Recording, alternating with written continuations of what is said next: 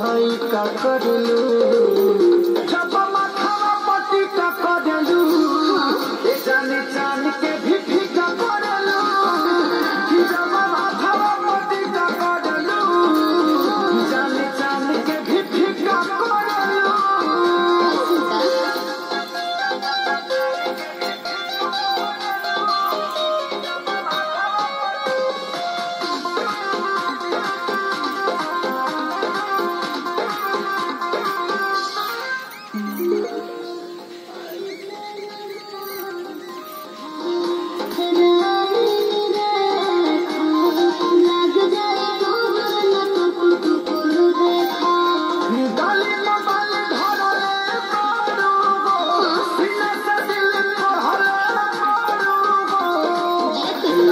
के बिगड़ो तारू तू तो इना मीना बिका करलू जब माथावा पट्टी का करलू जाने जान के भी फीका करलू जब माथावा पट्टी का करलू जाने जान के भी फीका करलू।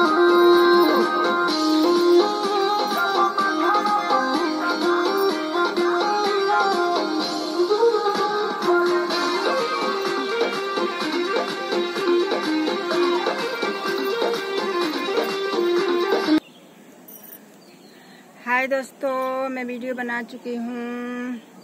आप लोग कैसे हैं? मैं ठीक हूँ। मेरा वीडियो कैसा लगा आप लोग कमेंट करके बताइएगा और लाइक सब्सक्राइब भी साथ में कर दीजिएगा। मैं इतना मेहनत से वीडियो बनाती हूँ आप लोग के लिए। दुनिया में कोई भी काम जैसे छोटा नहीं होता है, सब काम बड़ा होता है, सब काम में परिश्रम करना पड़ता है। थोड़ा मेरे लिए आप लोग लाइक सब्सक्राइब कमेंट कर दीजिए।